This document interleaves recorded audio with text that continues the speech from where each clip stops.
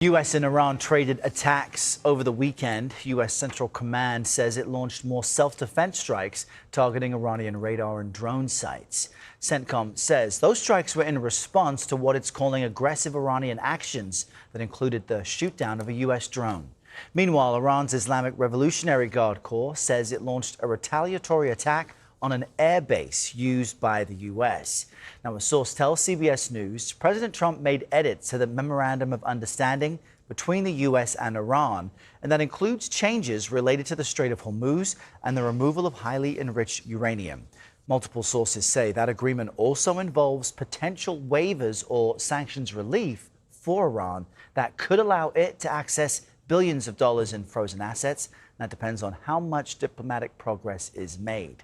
On Saturday, Defense Secretary Pete Hegseth discussed these ongoing talks.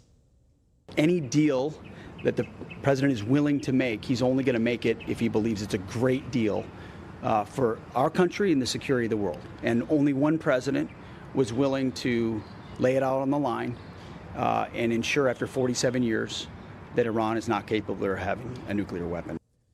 And overnight on social media, President Trump slammed critics of the war, telling them to, quote, "Sit back and relax. It will all work out well in the end. It always does," end quote.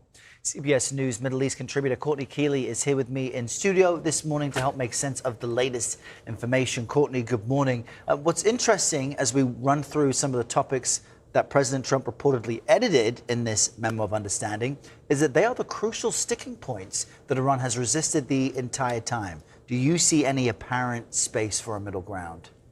Not yet. We're 3 months into this war. It's now June 1st. It started in the winter, and it's grinding down, and it's the repeated issues that President Trump now strengthened.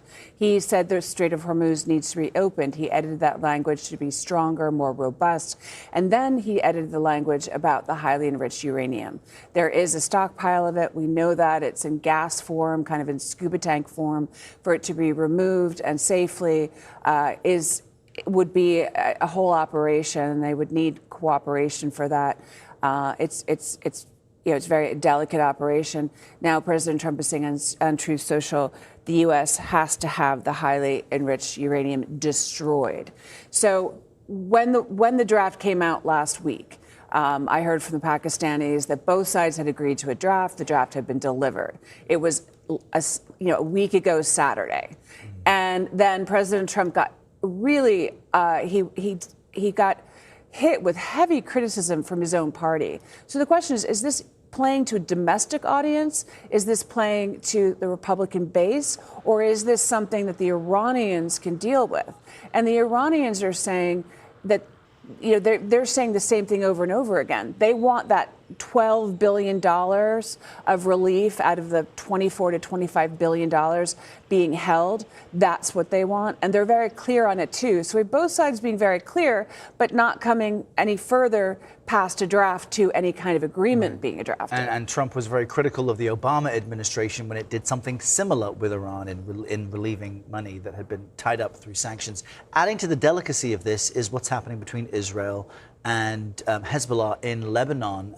Israeli troops captured this strategic mountain and an ancient castle that I understand you have even been to. What's the relevance here to all this? It's like what's old is new again. I mean, there's a repeat of what the Lebanese and what Hezbollah call an occupation and what Israelis call a buffer or a security zone.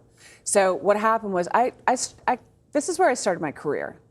I started my career in Beirut, covering Hezbollah, launching attacks on Israel to get them out of the area that they were sitting in southern Lebanon. Mothers of soldiers said it had become their Vietnam and they wanted out. Prime Minister Netanyahu lost the election to Ehud Barak, and Ehud Barak got them out. And now they're back in, and the Beaufort Castle, which I've seen, is their strategic overlook. It's a Crusader castle. It's like they literally took the castle to look over the border to establish their own security, but Hezbollah will not stop attacking them since they're especially inside the country. And that's why so much of this rages on. Courtney Kealy, great to see you this Monday. Thanks for being here.